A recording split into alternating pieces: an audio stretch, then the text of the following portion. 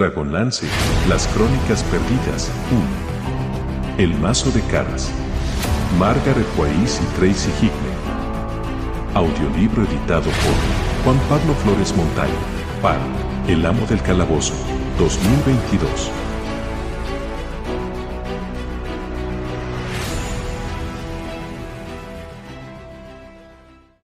¡3! Disensión. Dejar en libertad. De mal en peor. La reunión de los refugiados comenzó tan mal como Tanis había imaginado. La celebraban en una arboleda que había cerca del arroyo, porque no había ninguna cueva lo bastante grande para que cupieran 800 personas entre hombres, mujeres y niños. Los refugiados habían elegido representantes que hablaran en su nombre, pero no iban a dejar que esas personas lo hicieran sin estar ellos presentes. De ahí que casi todos los que componían la pequeña comunidad asistieran a la reunión de pie en las inmediaciones, donde podían ver, oír y hablar si querían. No era una situación ideal en opinión de Tanis, ya que cualquier delegado al que podría haberse persuadido de que cambiara de opinión con argumentos razonados se vería obligado a mantener su postura al estar bajo la mirada vigilante de quienes lo habían designado su portavoz. Los habitantes de las llanuras llegaron en grupo al no haber conseguido ponerse de acuerdo en la elección de un delegado, lo que era una mala señal. Bribewind estaba más hosco y más sombrío de lo habitual. Goldmon iba junto a él, encendidas las mejillas por la cólera. Los quesos se mantenían separados de los quequiris, mientras que ningún miembro del pueblo de las llanuras se mezclaba con los otros antiguos esclavos y todos miraban al bloque principal de refugiados con una desconfianza que encontraba correspondencia en otra igualmente recelosa. Los refugiados también estaban divididos. Elistan llegó con su grupo de seguidores, mientras que Hederic lo hizo con el suyo. Tanis y sus amigos formaban otro grupo más. El semielfo miró en derredor a la asamblea, donde se observaban con recelo unos a otros. Solo habían pasado unas horas desde que la noche anterior habían bailado y cantado todos juntos, adiós al día gozoso de Goldmon. Tanis miró a Elistan para dar comienzo a la asamblea. Antiguo miembro de la teocracia de buscadores, Elistan había sido uno de los pocos componentes de ese grupo que de hecho utilizó su poder para ayudar a la gente. Había sido el único de ellos que se había rebelado contra el señor del dragón Verminar, el que les había advertido que se equivocaban al creer en las promesas del señor del dragón, unas promesas que resultaron ser mentiras y que acabaron llevándolos a las minas de hierro de Pax Tarkas. Y, siendo ya un prisionero más, Elistan había seguido desafiando a Verminar y casi había pagado con su vida tal rebeldía. Padeciendo ya una enfermedad debilitadora, Verminar lo había torturado para obligarlo a adorar a la Reina Oscura. Elistan estaba moribundo cuando conoció a Goldmon. La mujer había entrado a escondidas a Pax Tarkas en compañía de Tanis y los otros compañeros en un osado intento de liberar a los esclavos. A ver a Elistan que, a pesar de su debilidad, seguía trabajando incansable para ayudar a la gente, Goldmon se vio atraída hacia él. Pudo curarlo con el poder de Misakal y Elistan comprendió que, por fin, la búsqueda de toda su vida había terminado, que había encontrado a los verdaderos dioses. Elistan sabía leer y traducir los crípticos discos de Misakal y los utilizó para adoctrinar a la gente sobre los antiguos dioses de Kryn a los que si alguien recordaba lo hacía como si fuesen leyendas. Habló a la gente de Paladine, dios de la luz y líder de los otros dioses de la luz. Les habló de Taquisis, reina de la oscuridad, y de aquellos dioses que moraban en las sombras. Les habló de Gilien, el libro, dios del conocimiento y fiel de la balanza que, junto con los otros dioses de la neutralidad, mantenía el equilibrio para que no se inclinara a favor del bien o del mal, como había ocurrido durante la era del poder y que tuvo como consecuencia la catástrofe conocida como el cataclismo, que había cambiado para siempre la faz del mundo. A pesar de tener solo 40 y tantos años, Elistan parecía mayor. La túnica blanca de hijo venerable de Paladine le colgaba floja sobre el flaco cuerpo. La reciente enfermedad, aunque curada, le había dejado huella. Al igual que había hecho su recién hallada fe. Ya no lo abrumaban las dudas, su búsqueda había acabado. En sus ojos inteligentes había un brillo risueño. Los niños corrían directos a sus brazos. La gente lo admiraba y lo amaba, y no eran pocos los que ya habían aceptado sus enseñanzas y ahora seguían a los dioses. Hederic, el sumo teócrata, no se contaba entre ellos. En ausencia de los dioses verdaderos, Hederic había creado sus propios dioses. Esos dioses de los buscadores habían sido beneficiosos para Hederic, proporcionándole un buen medio de vida, si bien era poco lo que habían hecho por los demás. Hederic había abandonado a sus dioses cuando llegó Verminar, sucumbió a los halagos y las mentiras del señor de los dragones y, como premio, acabó en los calabozos de Pax Tarkas. Prudente, no había tomado parte en el levantamiento porque creía que no tenía posibilidades de éxito. Cuando, para su sorpresa, los esclavos se alzaron con la victoria, cambió rápidamente de bando y aprovechó la libertad ganada con el esfuerzo de otros. Siempre había tenido celos de Elistan, en quien no confiaba, y, para sus adentros, estaba indignado porque ahora ese hombre realizara milagros. Hederic no creía en esos milagros. No creía en esos dioses nuevos. Esperaba el momento oportuno, que Elistan se pusiera en evidencia y se demostrara que era un charlatán. Entretanto, como Hederic era grandilocuente y obsequioso y le había dicho a todo el mundo lo que quería oír, se las había ingeniado para ganarse a muchos que respaldaban su modo de pensar. Tanis confiaba en que el sabio consejo de Elistan prevaleciera ese día y convenciera a los refugiados de que allí no estaban a salvo. Por desgracia, antes de que Elistan tuviese opción de hablar, Hederic alzó los brazos. «Queridos amigos», empezó el sumo teócrata en un tono convenientemente untuoso, «nos hemos reunido hoy para discutir asuntos importantes para todos nosotros». Tanis suspiró y miró a Elistan, que se encontraba detrás del sumo teócrata con el resto de los buscadores. Elistan captó la mirada del semielfo, se encogió de hombros y sonrió con pesar. Hederic seguía siendo el líder de esas gentes y tenía derecho a hablarles en primer lugar. «Hay entre nosotros quienes han estado hablando de abandonar este valle», dijo Hederic. «Este valle que es seguro, está repleto de caza, al abrigo de los vientos invernales, oculto a nuestros enemigos». «No estamos ocultos», masculló Tanis al recordar las palabras que Ribewind le había dicho aquella misma mañana. El semielfo se encontraba entre sus compañeros, aparte del grupo principal, recostado contra el tronco de un árbol. ¿Por qué no habla Elistan y le recuerda eso? Tendría que intervenir, decir algo, en lugar de quedarse ahí plantado, en silencio. Al contrario, dijo Laurana, que estaba a su lado. Elistan está haciendo lo que debe hacer. Dejará que Hederic diga lo que tenga que decir y después podrá responderle a todo. Tanis la miró. Laurana ni siquiera escuchaba a Hederic, tenía la vista fija en Elistan. Los ojos, almendrados y más azules que un cielo azul cobalto, brillaban con admiración, su voz adquiría un timbre cálido cuando hablaba de él. Tanis sintió una punzada de celos.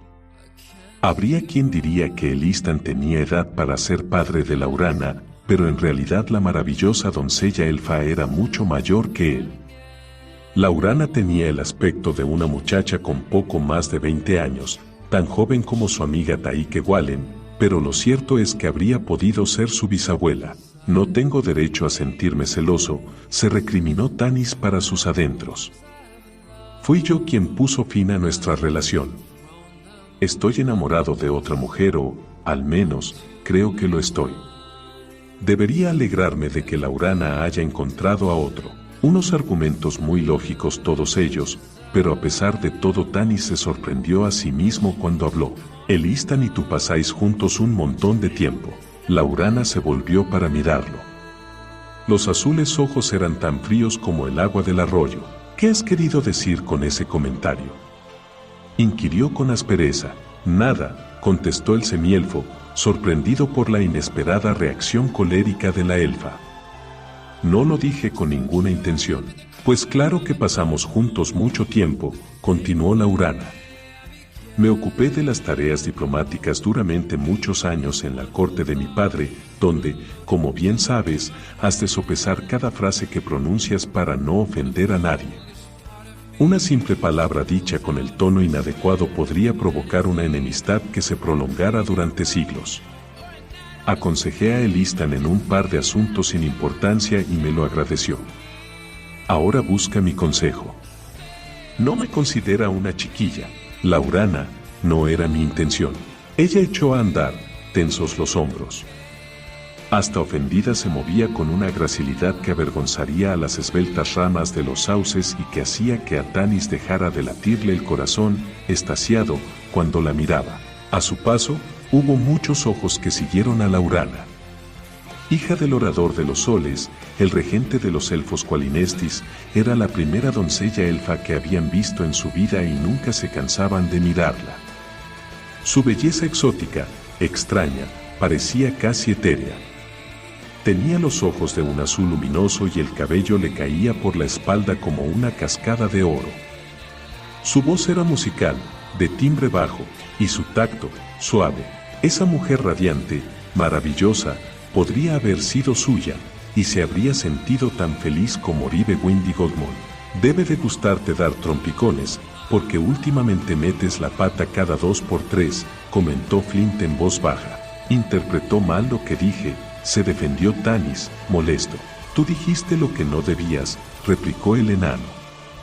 Laurana ya no es la niña que se enamoró de su compañero de juegos, Tanis. Ha crecido. ¿Es una mujer con un corazón de mujer que entregar o es que todavía no lo has notado? Claro que sí. Y sigo diciendo que al romper nuestro compromiso hice lo correcto, por su bien, no por el mío. Pues si es eso lo que crees, déjala ir. Yo no la retengo, replicó Tanis, acalorado. Había hablado en voz demasiado alta y muchos ojos se volvieron hacia él, incluidos los almendrados de Giltanas, hermano de Laurana.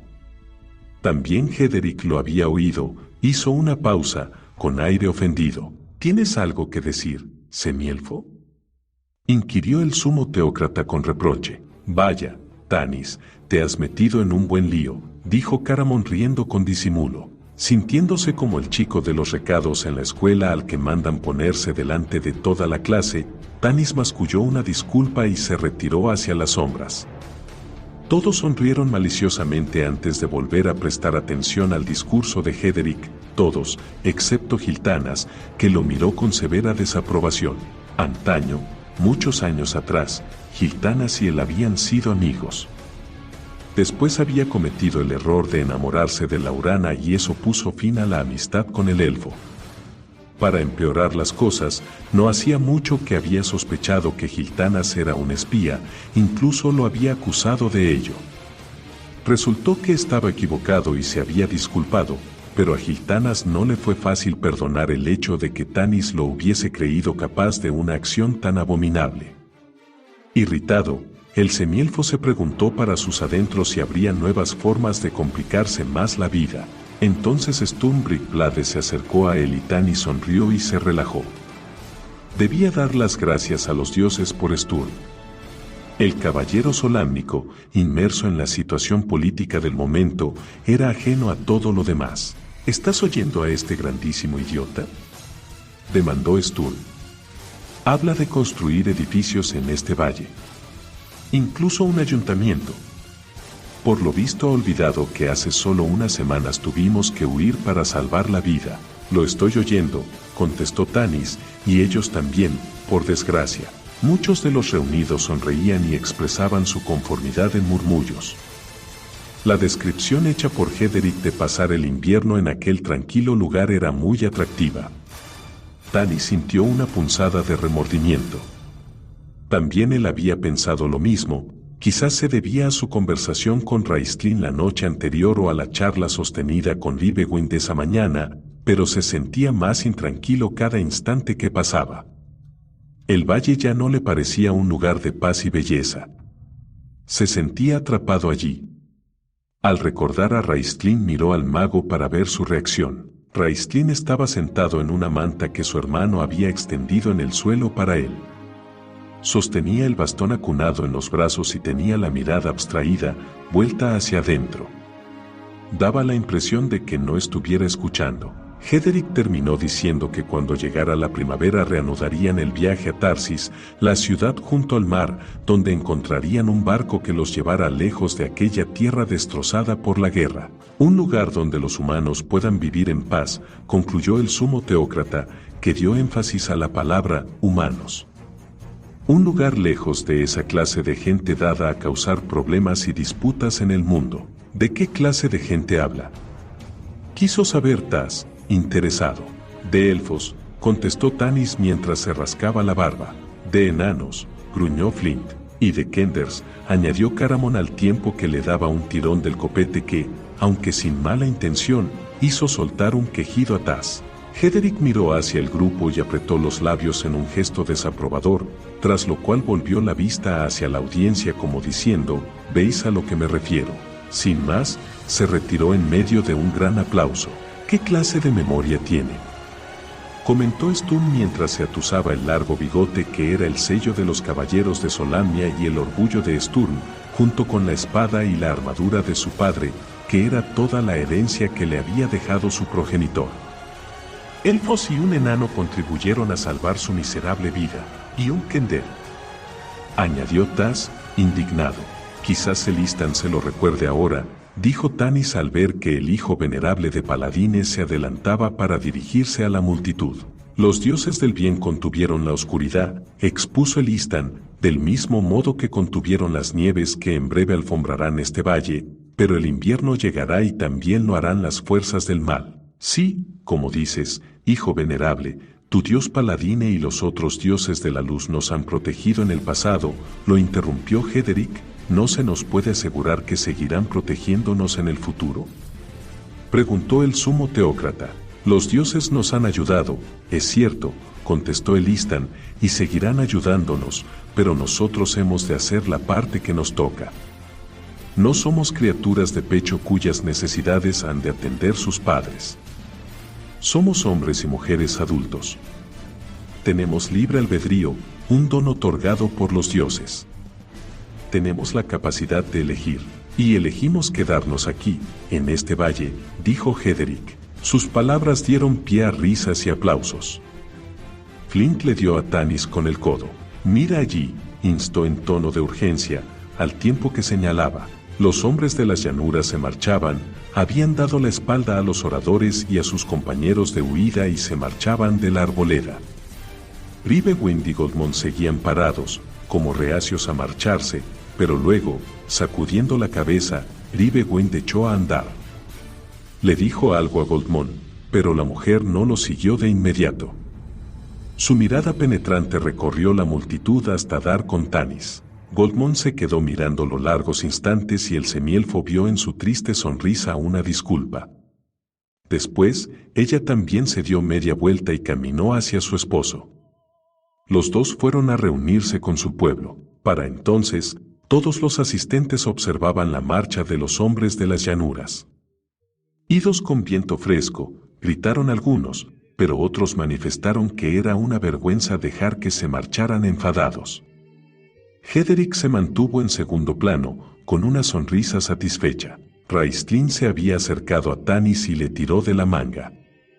El semielfo olía el aroma a pétalos de rosas secos que emanaba del saquillo de ingredientes de conjuros que llevaba colgado del cinturón ceñido al talle. También le llegaba el olor a podredumbre, persistente alrededor del mago, un olor que el dulce aroma a rosas nunca conseguía enmascarar del todo. Los pétalos de rosa no eran los únicos ingredientes para hechizos que llevaba el mago. Algunos eran mucho menos placenteros. Algo va mal, dijo Raistlin en tono apremiante. ¿No lo percibes? Soltó un repentino siseo, asió a Tanis del brazo, y los dedos largos y esbeltos se le clavaron dolorosamente en la carne. Raistlin, no es un buen momento para, empezó el semielfo, irritado. Chist. Raistlin alzó la cabeza, como para escuchar, ¿dónde está el Kender? Deprisa. Lo necesito, ¿de verdad?, gritó Tasleov, sorprendido. Perdona, añadió, dándose importancia y pisándole a Flint los dedos de los pies. Tengo que reunirme con Raistlin. Me necesita. Tienes la vista más aguda de todo el grupo, dijo el mago, que asió al Kender con fuerza. Mira el cielo, deprisa. ¿Qué ves? Tacizo lo que le decía, doblando el cuello de forma que casi se cayó de espaldas, escudriñó el firmamento. Veo una nube blanca que parece un conejo. Allí. ¿La ves, Caramón? Tiene las orejas largas y la cola como una bola de algodón y, no seas ridículo. Gruñó Raistlin, que sacudió a Tas con tanta brusquedad que le echó la cabeza hacia adelante. Sigue mirando. Me vendría bien saber qué se supone que estoy buscando, indicó Tas dócilmente. Ese mago me pone la piel de gallina, dijo Flint, ceñudo, mientras se frotaba los brazos. No es él, manifestó Tanis. Yo también lo noto. Sturm. Llamó al tiempo que buscaba al caballero. Sturm se había quedado a la sombra de un roble separado de los demás, sobre todo de Raistlin.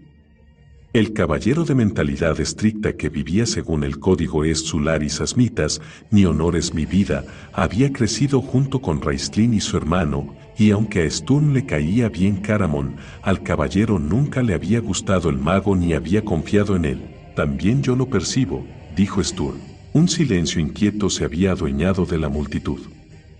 La gente se giraba hacia un lado y otro buscando la causa del cosquilleo de miedo que le ponía el vello de punta en los brazos y la carne de gallina.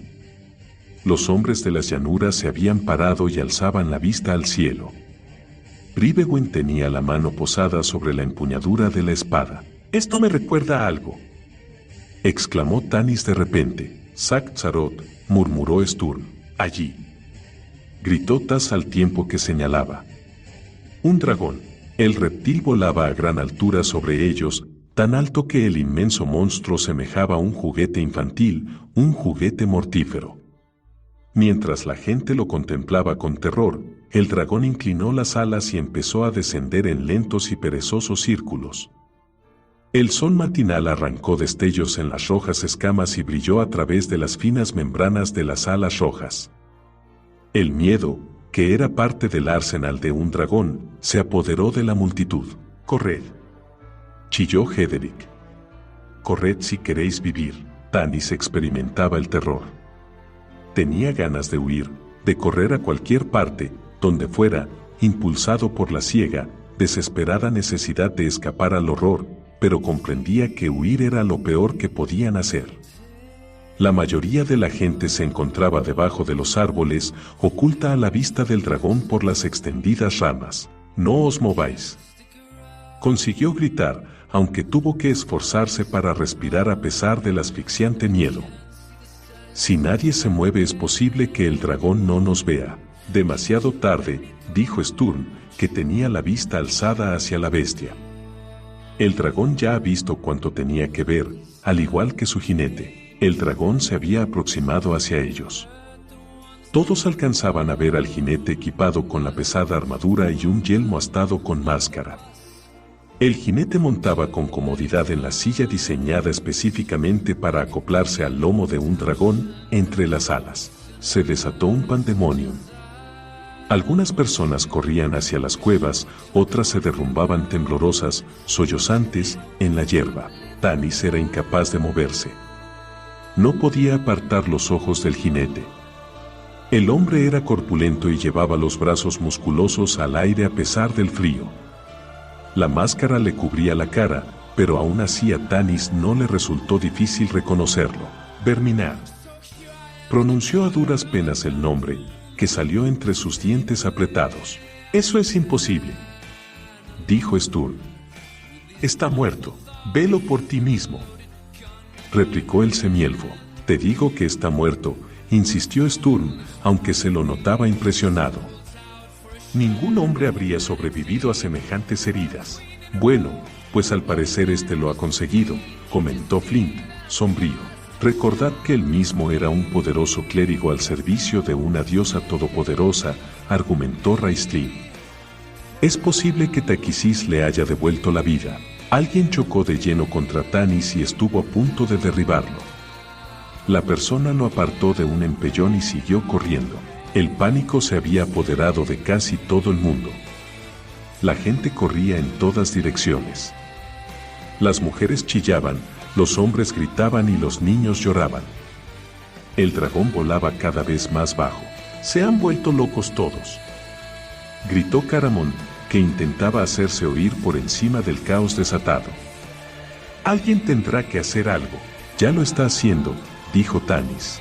El Istan se mantenía firme en su sitio, con la mano sobre el medallón de la fe que llevaba colgado al cuello. A su alrededor había 20 de sus seguidores, que estaban pálidos pero serenos y escuchaban con atención las instrucciones de Istan. Entre ellos se encontraba Laurana. La elfa pareció advertir la mirada de Tanis, porque giró la cabeza y le lanzó una ojeada rápida y fría. Después, mezclándose con la multitud, ella y los otros seguidores de Paladín asieron con firmeza a los que estaban con un ataque de nervios y asistieron a los que otros habían pisoteado cuando se habían caído al suelo o los habían derribado a empellones. Los hombres de las llanuras también habían tomado medidas contra el dragón y estaban armados ya con arcos y flechas. El reptil todavía se encontraba demasiado lejos para conseguir un buen disparo, pero los arqueros se habían preparado por si acaso el dragón intentaba atacar a los que corrían por el valle. Bribewind impartía órdenes. De pie a su lado, hombro con hombro, se encontraba Giltanas. El elfo tenía la cuerda del arco tensa y la flecha apuntada, listo para disparar. A Tanis no se le había ocurrido echar mano de su arco, pero empuñaba otra de sus armas, la espada mágica del rey elfo Kit Kanan. La había desenvainado al tiempo que pensaba que de poco le serviría contra el enorme dragón rojo. Caramón también había desenfundado su espada y Raistlin, con los ojos cerrados, entonaba para sí las palabras de un conjuro. Flint enarbolaba su hacha de guerra en una mano. Por su parte, Tasleof había desenvainado su pequeña daga que solo sería de utilidad si al Kender lo atacaba un conejo víctima de la rabia. Tas aseguraba que el arma era mágica, pero hasta el momento la única magia que Tanis había visto era el hecho de que el atolondrado Kender no la hubiera perdido todavía. Armados y listos para una batalla que no albergaban esperanza de ganar, los compañeros esperaron al abrigo de los árboles a que el dragón diera comienzo a la matanza. El señor del dragón, montado a lomos del rojo, alzó el brazo en un gesto burlón de saludo. Incluso desde esa distancia les llegó la profunda voz del jinete dando órdenes al reptil. Sin esfuerzo, el rojo batió una vez las inmensas alas y ascendió en el aire. Planeó sobre las cabezas de los arqueros, que le soltaron una andanada de flechas.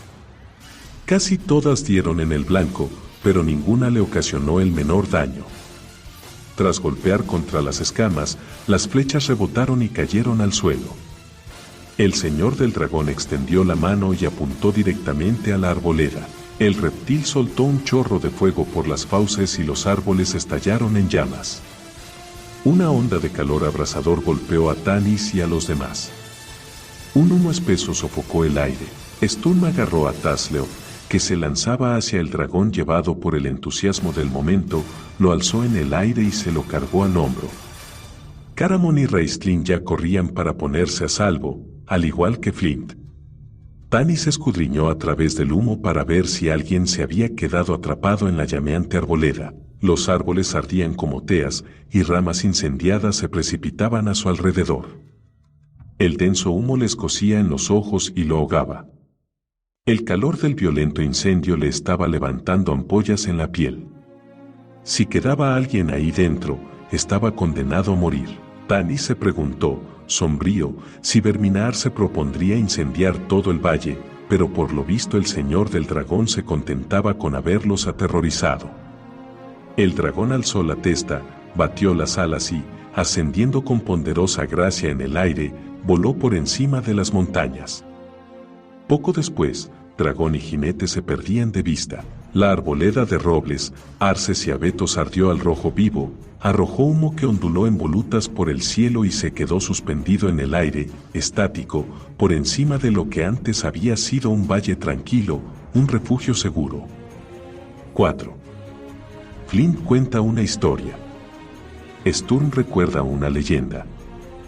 Durante varias horas tras el ataque del dragón, reinó el caos. Miembros de una misma familia se habían perdido de vista durante la enloquecida desbandada, los niños se habían separado de sus padres, los maridos de sus esposas. Tanis y sus amigos se esforzaron en calmar a todo el mundo mientras los conducían de vuelta a las cuevas, donde estarían a salvo si el dragón regresaba. Goldmon y los otros clérigos de Misakal asistieron a los asustados y los heridos. Elistan ayudó a restaurar la calma y el orden y, a la tarde, se había encontrado a todos los desaparecidos y las familias estaban reunidas de nuevo. No había habido muertos, cosa que Tanis afirmaba que era un milagro. Convocó una reunión para esa noche a fin de hablar sobre la grave emergencia y en esta ocasión estableció unas normas. Nada de montones de personas agrupadas en el exterior. La reunión se celebraría en la caverna más grande que hubiera y que, por supuesto, era la que Hederic había elegido como su morada. Tenía un techo alto, con una chimenea natural para la ventilación que permitía al sumo teócrata disfrutar de una hoguera. Esta vez, la reunión estuvo limitada a los delegados. Tanis se había mostrado inflexible en ese punto e incluso Hederic había admitido, aunque a regañadientes, el sentido común en los argumentos del semielfo. A partir de ese momento, nadie saldría de las cuevas a menos que hubiese una buena razón para hacerlo. Los delegados atestaban la cueva y ocupaban cualquier espacio disponible. Tanis se hizo acompañar por Sturm y por Flint y dijo al resto del grupo que se quedaran en sus habitáculos. También había invitado a Raistlin, pero el mago no había llegado todavía. Caramon tenía órdenes de mantener a Tas alejado de allí e incluso de encadenar al revoltoso Kender a una pared si hacía falta. Ribewind y Goldmon representaban al pueblo de las llanuras. La terrible revelación de que Verminar seguía vivo y el hecho de que hubiese descubierto su emplazamiento había servido para que los hombres de las llanuras reconsideraran sus planes de ponerse en marcha solos. Elistan también estaba presente, con Laurana a su lado. Hederic, como siempre, habló en primer lugar. Tanis creía que el sumo teócrata sería el primero en abogar por abandonar el valle, así que el semielfo se sorprendió cuando el hombre siguió empeñado en quedarse allí. Si acaso, este ataque refuerza mi argumento de que deberíamos permanecer en el valle, donde estamos a salvo, dijo Hederic. ¿Imagináis la tragedia que habría ocurrido si el dragón nos hubiese sorprendido caminando tranquilamente por algún sendero de montaña sin tener dónde escondernos ni hacia dónde huir? Esa bestia nos habría matado a todos. Al no ser así, el señor del dragón comprendió que no era enemigo para nosotros y huyó. El señor del dragón no vino a atacarnos, sumo teócrata, replicó Sturm. Lord Verminar vino a localizarnos y tuvo éxito. Ahora sabe dónde encontrarnos. ¿Y qué hará al respecto?, inquirió Hederic mientras abría los brazos en un gesto interrogante. Sus partidarios, reunidos a su alrededor, asintieron con la cabeza en aire enterado. No va a hacer nada porque no puede hacer nada. No puede traer tropas a través del paso. Y si vuelve con el dragón nos limitaremos a quedarnos dentro de las cuevas. Ni siquiera Lord Verminar puede prender fuego a esta montaña. No estés tan seguro de eso, masculló Tanis. Intercambió una mirada con Ribewind. Los dos recordaban con absoluta claridad la destrucción en Kesu, el pueblo del hombre de las llanuras, y las sólidas paredes de piedra derretidas como si fueran de mantequilla recién batida. Tanis miró de soslayo a Elistan y se preguntó cuando pensaba tomar la palabra el hijo venerable. El semielfo empezaba a tener serias dudas respecto a Elistan y sus dioses de la luz. El clérigo había proclamado que el señor del dragón había muerto con la ayuda de los dioses, pero sin embargo el perverso personaje seguía vivo. Tanis habría querido preguntarle a Elistan por qué los dioses de la luz no habían sido capaces de impedir que Verminar volviera de entre los muertos. Sin embargo, no era el momento de cuestionar la fe del hijo venerable. El sumo teócrata esperaba que se presentara cualquier ocasión para condenar a los nuevos dioses y así volver a la veneración de los dioses de los buscadores que él y sus seguidores habían promocionado en su propio beneficio. Tanis suponía que Hederic y su pandilla ya estaban trabajando para socavar las enseñanzas de Elistan. Solo faltaba que los ayudara en su propósito. Hablaré en privado con Elistan, pensó el semielfo.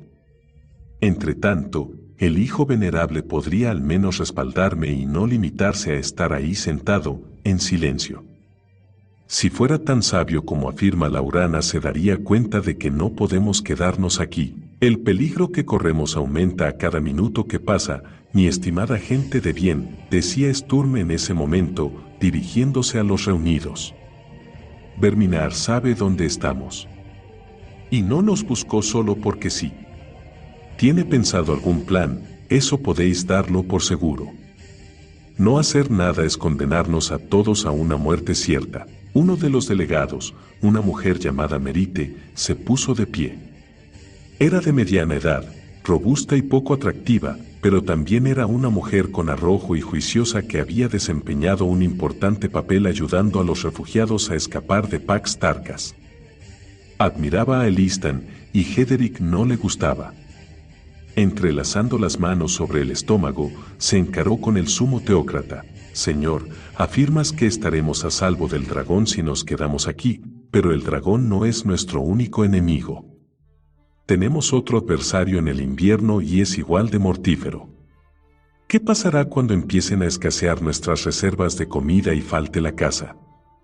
¿O cuando el crudo invierno y la carencia de buenos alimentos provoquen enfermedades y muertes entre los mayores y los niños? Se giró hacia Tanis. ¿Y tú, semielfo, quieres que nos marchemos? Bien, de acuerdo. ¿Dónde iremos? Contéstame a eso. ¿Nos harías ponernos en camino sin haber previsto el lugar al que dirigirnos y correr el riesgo de perdernos en terreno agreste o morir de hambre en alguna ladera congelada? Antes de que Tanis tuviera ocasión de contestar, entró una bocanada de aire helado. La trabajada mampara de ramas entretejidas y pieles de animales que cubría la boca de la cueva de Hederic crujió y se desplazó hacia un lado. La luz de la antorcha parpadeó con el viento, las llamas de la lumbre temblaron. Todos se volvieron para ver quién había llegado. Raistlin entró en la zona de la reunión. El mago llevaba la capucha bien echada sobre la cara. Ha empezado a nevar, informó. ¿Es que disfruta trayendo malas noticias? Rezongó Sturm. ¿Qué hace aquí? Demandó Flint. Le pedí que viniera y le dije cuando era la reunión, repuso Tanis, irritado. Me pregunto por qué llega tarde, porque así podía hacer una entrada efectista, dijo Sturm. Raistlin se adelantó para acercarse a la lumbre. El mago se movió despacio, sin apresurarse, consciente de que todos los ojos estaban clavados en él, aunque en pocos hubiera algún atisbo de afecto. No obstante, le daba igual ser motivo de una antipatía generalizada. Tanis pensó que quizás Raistlin se deleitaba con ello. No te interrumpas por mí, semielfo, dijo el mago, que tosió con suavidad y extendió las manos hacia el fuego para calentarlas. La luz de la lumbre se reflejaba de manera espeluznante en la piel de brillo dorado. Estabas a punto de decir algo sobre el reino enano. Tanis no había dicho ni una palabra sobre eso aún. No había pensado soltárselo así a los delegados, de esa forma tan brusca. He estado dándole vueltas a la idea de que podríamos hallar un refugio seguro en el reino de Torvardin, empezó de mala gana. Su propuesta provocó una explosión de protestas. Enanos, gritó Hederic, ceñudo. No queremos tener nada que ver con los enanos. Su opinión fue coreada sonoramente por sus seguidores. Gribewind, sombrío el gesto, sacudió la cabeza. Mi gente no viajará a Torvardin. Un momento, todos vosotros, intervino Merite. Bien que bebéis aguardiente enano y andáis bien espabilados a la hora de aceptar su dinero cuando los enanos van a vuestras tiendas. Eso no significa que tengamos que vivir con ellos. Hederic hizo una reverencia forzada, con suficiencia, a Flint. Mejorando lo presente, por supuesto. Flint no tenía nada que decir en respuesta. Mala señal. Lo normal habría sido que soltara la lengua y le dijera unos cuantas frescas al teócrata. Por el contrario, el enano permaneció sentado en silencio, ocupado en tallar un trozo de madera. Tanis suspiró para sus adentros.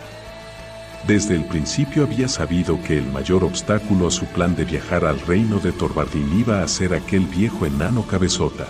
La discusión se acaloró. Tanis echó una mirada de soslayo a Raistlin, que seguía frente al fuego calentándose las manos con un atisbo de sonrisa en los finos labios. Nos ha lanzado esa bola de fuego por alguna razón, pensó el semielfo. Raistlin tiene algo en mente. Me pregunto qué será. Ni siquiera se sabe con certeza que siga habiendo enanos bajo las montañas, apuntó Hederick. Flint rebulló al oír aquello, pero siguió sin decir nada. No me opongo a viajar a Thorvaldin, manifestó Merite, pero es bien sabido que los enanos cerraron las puertas de su reino hace 300 años. Así fue, en efecto, intervino Flint. Y yo digo que dejemos que esas puertas sigan cerradas. Un silencio sorprendido se adueñó de los presentes mientras los demás miraban al enano con extrañeza. No está siendo de ninguna ayuda, le reprochó Tanis en voz baja. Ya sabes lo que pienso de eso, replicó Flint con acritud. No pondré un pie bajo la montaña. Aun en el caso de que encontrásemos las puertas, cosa que dudo. Hace 300 años que desaparecieron, así que no es seguro quedarse aquí y no tenemos a dónde ir. ¿En qué posición nos deja eso?, inquirió Merite. En la de seguir aquí, dijo Hederick. Todos se pusieron a hablar a la vez. La cueva se caldeaba con rapidez, en parte por el fuego y en parte por tantos cuerpos acalorados. Tanis empezó a sudar. No le gustaban los sitios confinados, no le gustaba respirar el mismo aire que otros habían respirado una y otra vez. Estuvo tentado de marcharse y dejar que cada cual cuidara de sí mismo. El jaleo aumentó y el eco de las discusiones rebotó en las paredes rocosas. Entonces Raistlin tosió suavemente.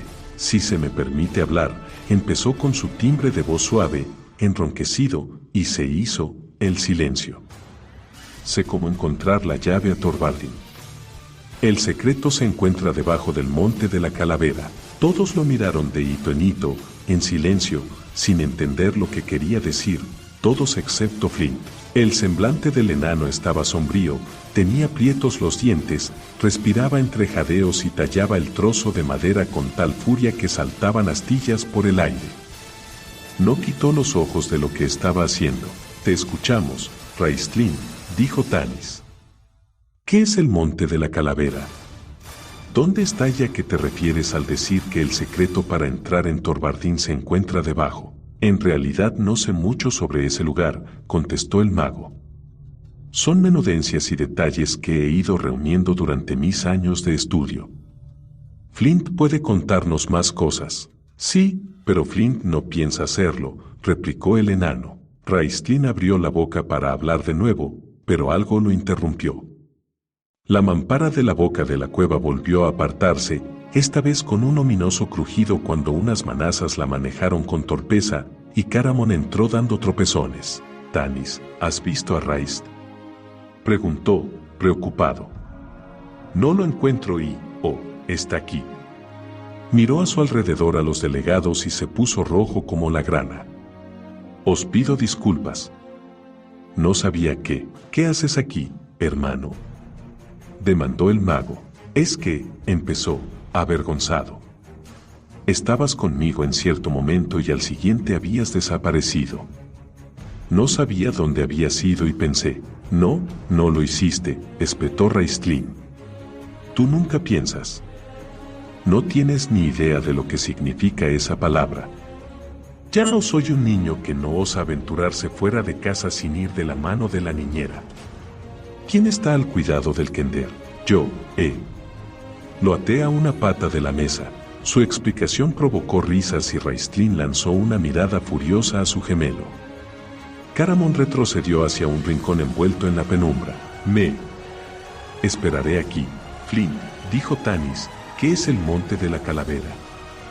¿Sabes a qué se refiere? El enano se mantuvo encerrado en su furioso y obstinado silencio. Tampoco Raistlin parecía inclinado ya a seguir hablando. Retirando a un lado los pliegues de la roja túnica, el mago se sentó en una caja puesta boca abajo y se echó más la capucha sobre el rostro. Raistlin, dinos a qué te referías, pidió Tanis. El mago negó con la cabeza. Por lo visto a todos os interesa más reíros de mi estúpido hermano. Deja que siga enfurruñado, dijo Sturm, asqueado. Flint arrojó al suelo el cuchillo y el trozo de madera, que para entonces era poco más que una astilla. El cuchillo resonó contra la piedra de la caverna. Los ojos de Flint, en medio del laberinto de arrugas, echaban chispas. La larga barba le temblaba. El enano era bajo, robusto, de constitución fuerte, con brazos y muñecas de grandes huesos, y las manos capacitadas de un maestro artesano. Tanis y él habían sido amigos durante incontables años, ya que su amistad se remontaba a la desdichada infancia del semielfo. Flint tenía una voz profunda y gruñona que parecía brotar de las entrañas de la tierra. Os contaré la historia del monte de la calavera, dijo con un timbre feroz. Seré breve para no aburriros. Soy un enano de las colinas, un neidar, como se conoce a mi pueblo. Y me siento orgulloso de serlo. Hace siglos, mi gente abandonó el hogar de la montaña, Thorvaldin. Eligió vivir en el mundo, no bajo él. Establecimos rutas de comercio con humanos y elfos. Las mercancías salían del interior de la montaña y se distribuían a otras gentes a través de los nuestros. Gracias a nosotros, nuestros parientes, los enanos de la montaña, prosperaron. Entonces llegó el cataclismo. La caída de la montaña de fuego sobre Kryn se remonta a generaciones en la mayoría de vosotros, los humanos, pero no en mi raza. Mi propio abuelo lo vivió. Vio la lluvia de fuego que cayó de los cielos. Sintió sacudirse y ondear la tierra bajo sus pies, la vio quebrarse y desgarrarse. Nuestros hogares se destruyeron. Nuestro sustento desapareció porque no crecían cosechas. Las ciudades humanas eran ruinas y los elfos se apartaron del mundo, encolerizados. Nuestros pequeños lloraban de hambre y tiritaban de frío. Ogros, goblins, secuaces y ladrones humanos campaban a sus anchas. Asaltaban nuestras tierras y mataban a muchos de los nuestros. Acudimos a nuestros parientes que vivían bajo la montaña. Les suplicamos que nos dejaran entrar, que nos salvarán de la hambruna y otras desdichas, de peligros que entonces acechaban en el mundo. La voz de Flint sonó severa. El Rey Supremo, Duncan, nos cerró las puertas en las narices. No nos permitía entrar en la montaña y envió un ejército para mantenernos a raya.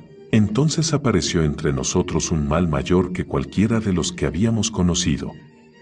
Por desgracia, tomamos, erróneamente, aquel mal como nuestra salvación. Ese mal llevaba por nombre Fistandantilus. Caramon hizo un ruido, algo como una exclamación ahogada. Raistlin asestó a su gemelo una mirada de advertencia desde debajo de los pliegues de la capucha, y Caramon permaneció en silencio. Fistandantilus era un hechicero humano. Vestía la túnica negra y eso tendría que habernos servido de advertencia, pero nuestros corazones estaban negros por el odio y no nos cuestionamos sus motivos para ayudarnos. El tal Fistandantilus nos dijo que deberíamos estar bajo la montaña, cómodos y a salvo, con comida de sobra y sin temor a sufrir daño alguno.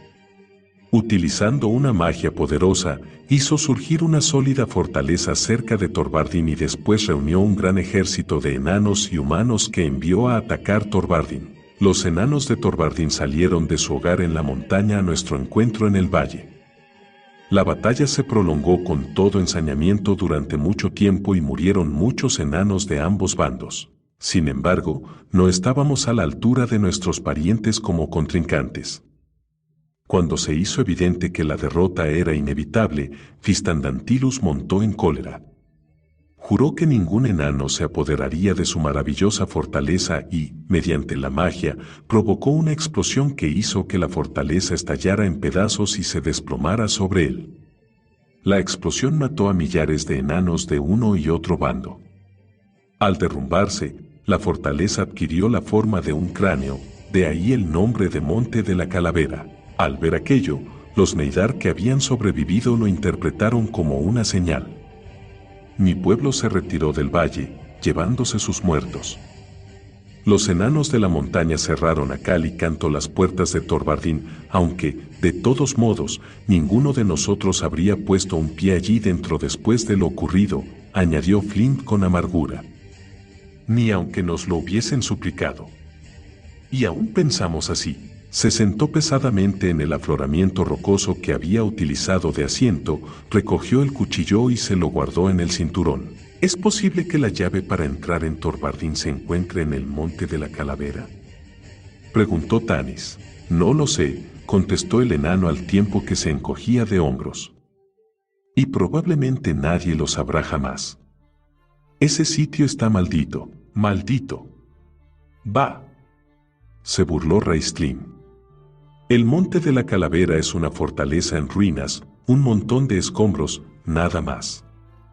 Los fantasmas que recorren ese lugar lo hacen únicamente en las mentes simples de los ignorantes. Mentes simples, claro, replicó Flint. Supongo que todos nos entontecimos en el bosque oscuro.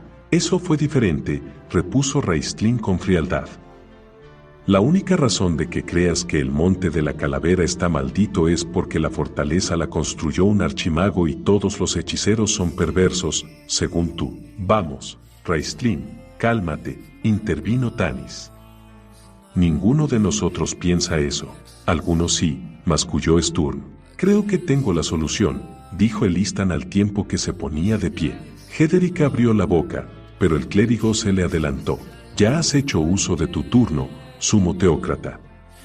Te pido que tengas paciencia un momento y me escuches.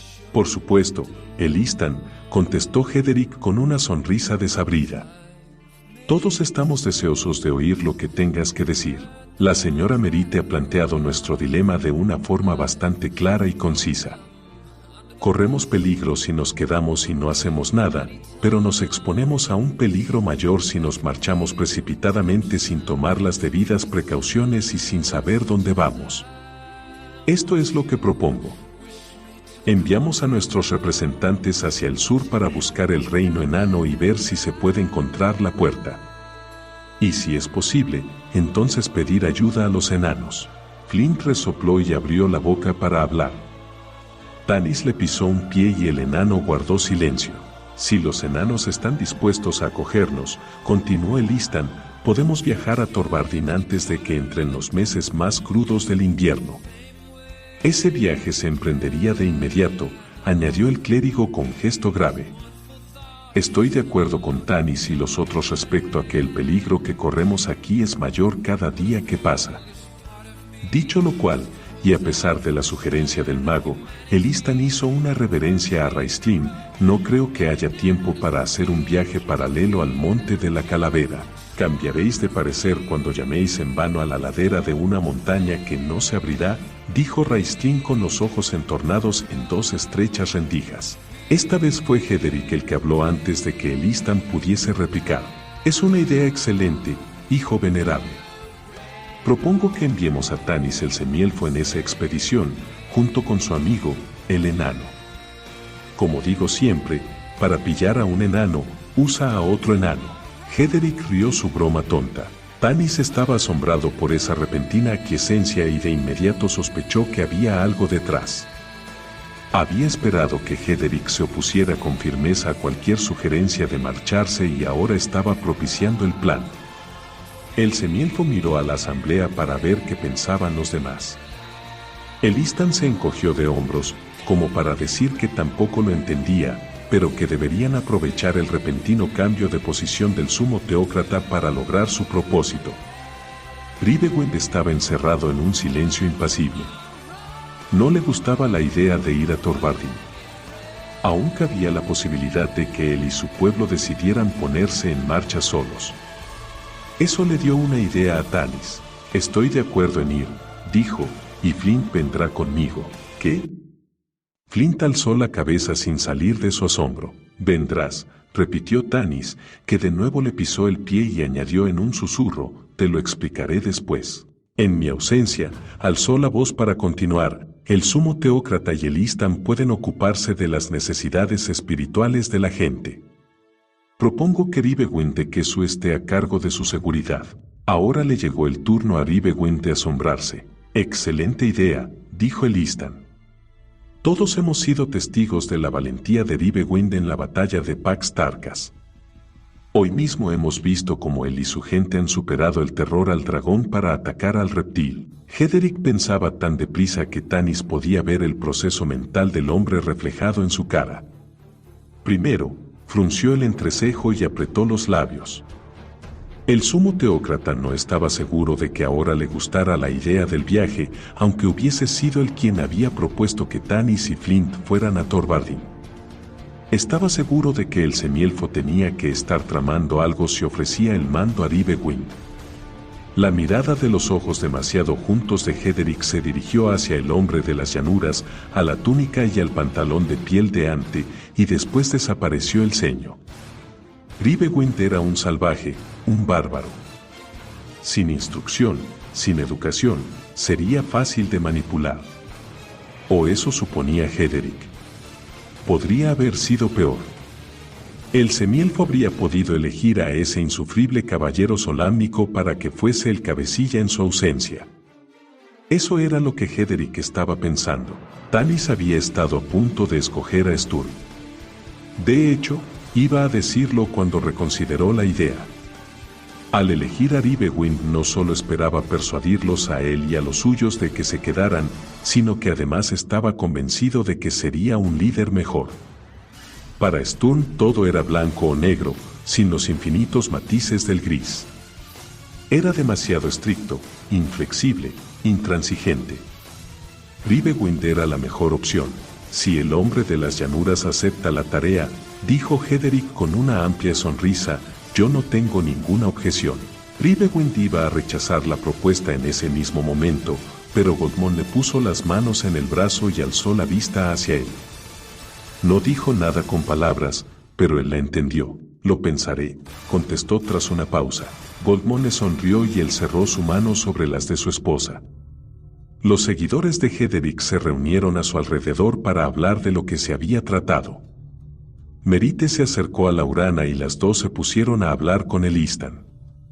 La reunión se terminaba. ¿A qué ha venido eso de que yo iré a Thorvaldin?, demandó Flint. No pondré un pie dentro de esa montaña. Luego hablamos, contestó Tanis.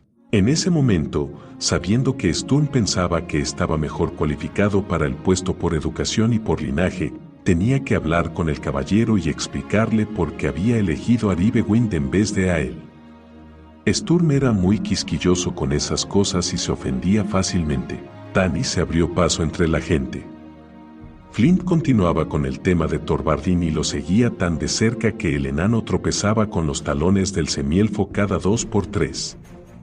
Intentando esquivar el agujero de la lumbre, Tanis pasó cerca de Hederic. El teócrata estaba de espaldas y hablaba con uno de sus compinches. La única forma de salir de este valle es por las montañas, le explicaba en voz baja. El semielfo y el enano tardarán semanas en cruzarlas y pasarán otras cuantas semanas más mientras buscan ese inexistente reino enano. De esa manera, nos habremos librado del entrometido mestizo. Tanis siguió andando, prietos los labios. De modo que esa es la razón de que Hederic respalde el plan de ir a Thorvaldin, pensó. Librarse de mí.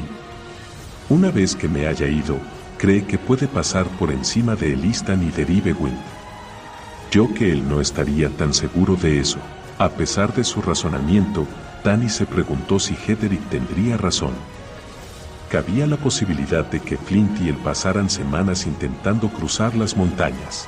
No te preocupes por lo que diga ese charlatán, dijo la voz gruñona de Flint junto a su codo. Hay un camino. Tanis bajó la vista hacia su amigo. ¿Significa eso que has cambiado de opinión? No, replicó el enano, hosco. Significa que puedo explicarte cómo encontrar ese camino. El semielfo sacudió la cabeza. Haría que el enano cambiara de opinión. En ese momento lo que le preocupaba era haber ofendido a Sturm. El caballero se encontraba cerca de la lumbre, mirando las llamas. No parecía estar ofendido. De hecho, ni siquiera parecía darse cuenta de lo que pasaba a su alrededor. Tanis tuvo que llamarlo varias veces para que le oyera. Sturm se volvió hacia él. Los ojos del caballero brillaban con la luz del fuego. Su semblante, por lo general de gesto severo e impasible, se mostraba animado y expresivo. ¡Qué plan tan brillante, Tanis!, exclamó mientras le estrechaba la mano con fuerza. ¿Qué plan?, preguntó el semielfo, que miraba a su amigo sin salir de su estupor. Pues viajar a Thorvardin, claro.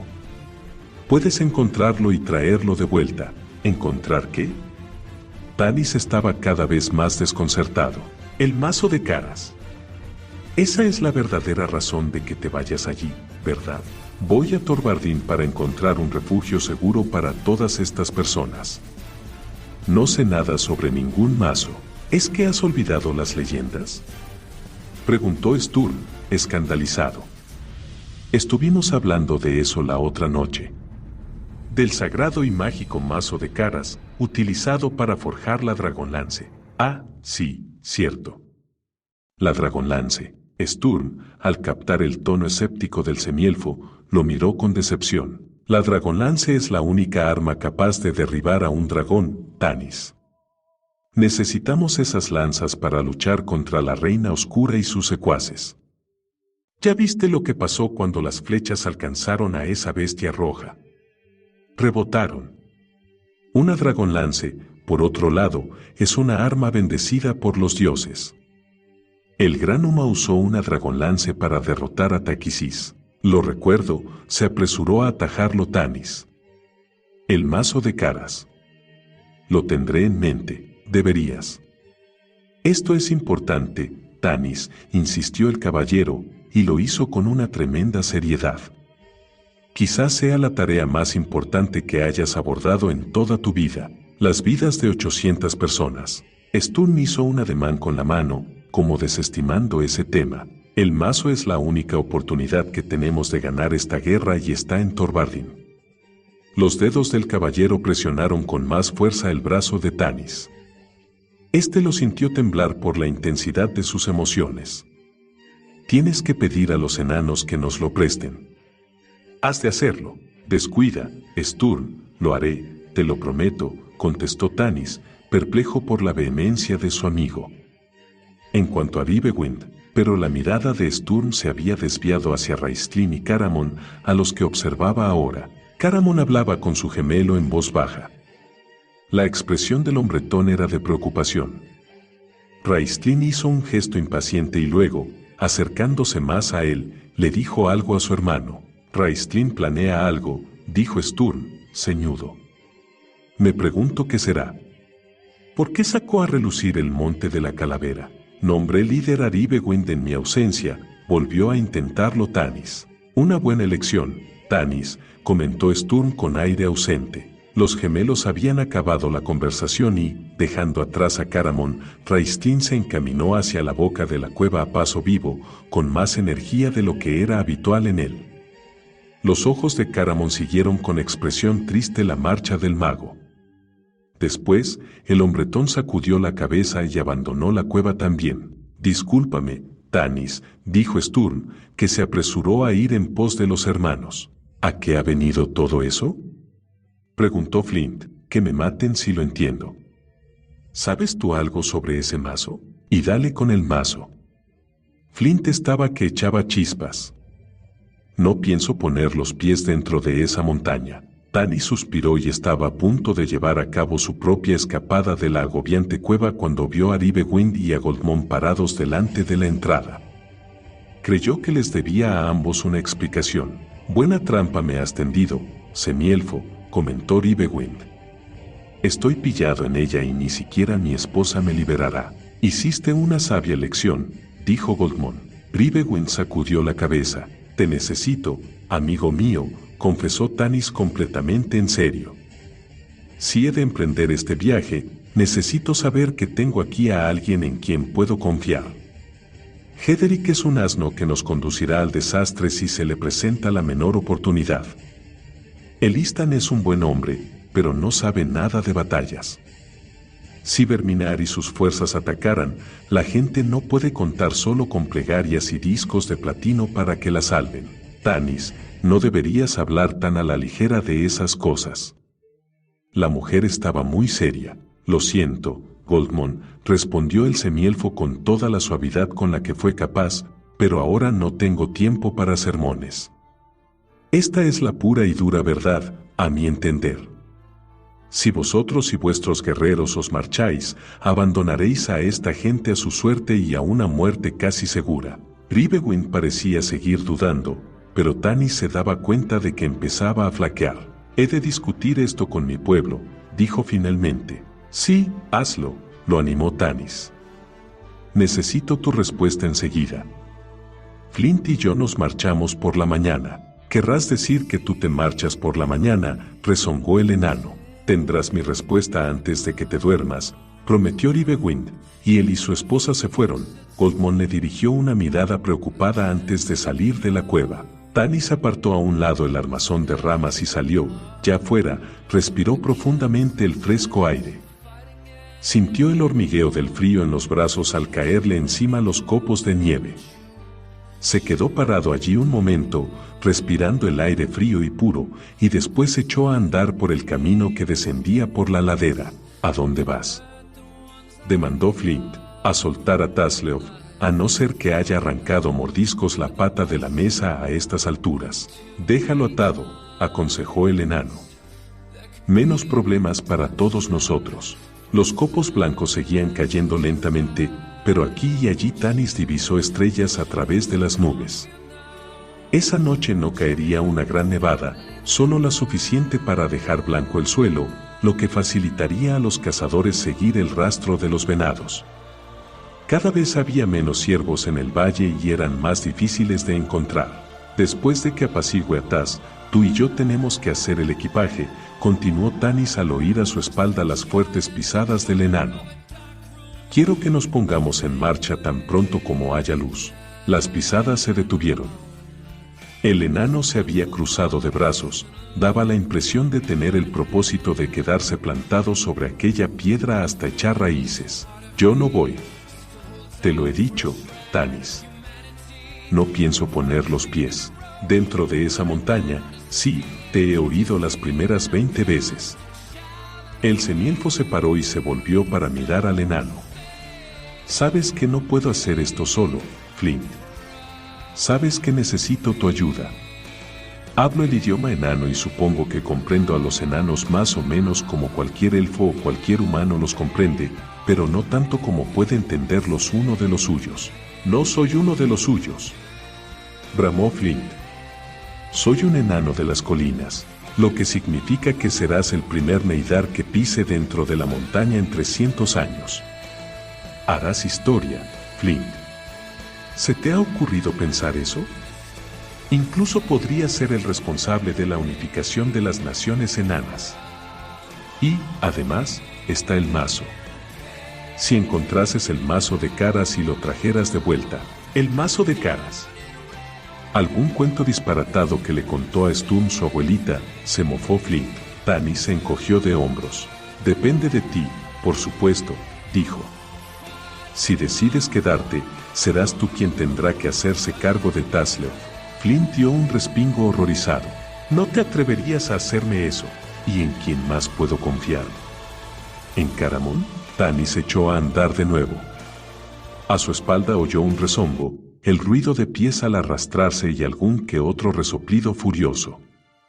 Después sonaron las ruidosas pisadas de unas botas. Supongo que tendré que ir, claudicó el enano con voz destemplada. Jamás encontrarías la puerta sin mi ayuda. No tendría la más mínima posibilidad, dijo Tanis. El semielfo sonrió, al abrigo de la oscuridad, mientras la nieve seguía cayendo a su alrededor.